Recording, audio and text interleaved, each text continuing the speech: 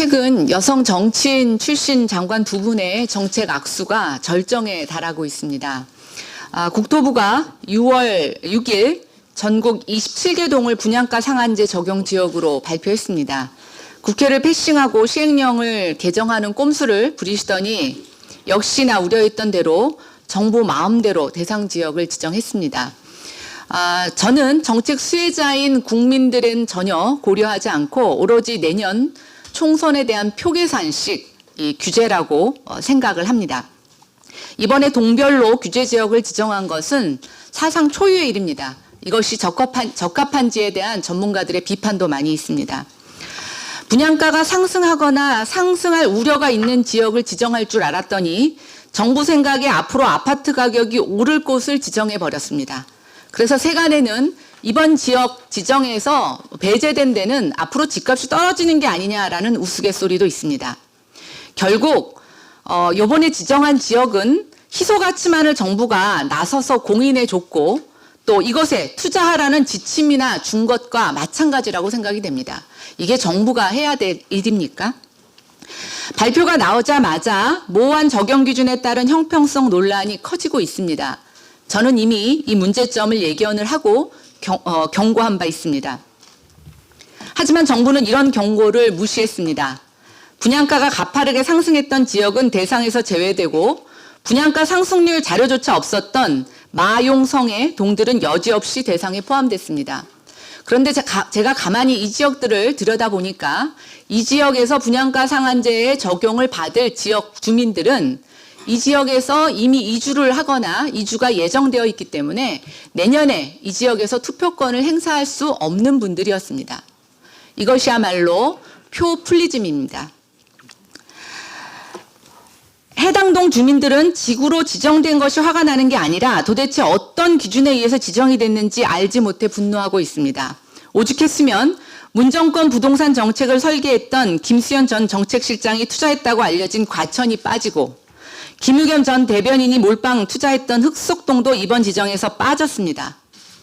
문정권 인사들이 투자한 곳은 내버려두고 엄한 국민들만 잡는다는 소리까지 나오고 있습니다. 이미 국민의 신뢰는 바닥입니다. 분양가 상한제가 가져올 효과도 막연한 기대, 희망사항에 불과합니다. 프랑스 혁명 직후였던 1793년 모든 어린이는 값싼 우유를 먹을 권리가 있다며 우유값을 반값으로 낮추는 가격 상한제를 시행했습니다. 낙농업자들은 젖소를 팔아치워 시장에서 우유는 사라져 가격이 폭등했습니다. 다시 정부가 우유 공급을 늘리겠다며 건초값을 낮추자 건초업자들이 다른 업종으로 갈아타 우유는 암시장에서나 살 수 있는 귀한 식료품이 되어버렸습니다. 분양가 상한제도 마찬가지입니다. 해당 지역의 신규 공급은 위축될 것이고 희소가치만 높아져 가격은 상승할 것입니다. 풍선 효과로 주변 지역의 아파트값도 덩달아 오를 것입니다. 가뜩이나 금리가 낮아져 유동성이 확대되고 있는 지금 공급을 위축시키는 정책을 펴는 정부를 이해할 수가 없습니다. 시장과 싸워서 이기는 정부 없습니다.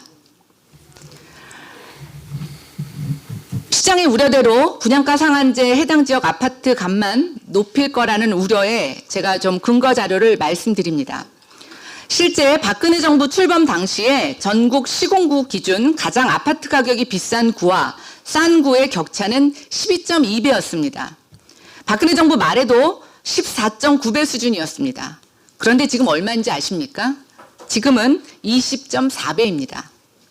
문정권 들어서 부동산 양극화가 더욱더 심해지고 있는 것입니다. 도대체 어느 정도까지 격차가 벌어져야 이 폭정의 정책을 그만 정지할 것입니까?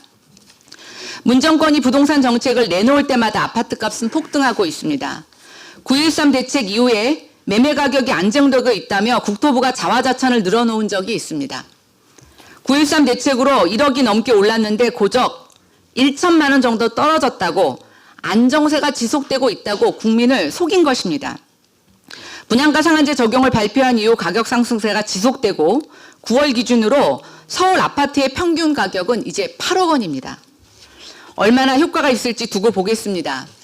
저는 분양가 상한제를 심의하는 주거정책심의회의 구성과 회의 내용을 공개하는 주거기본법 개정안을 발의했습니다. 조속한 법률 통과를 위해 최선을 다하겠습니다. 대표님 몫이야 우리는.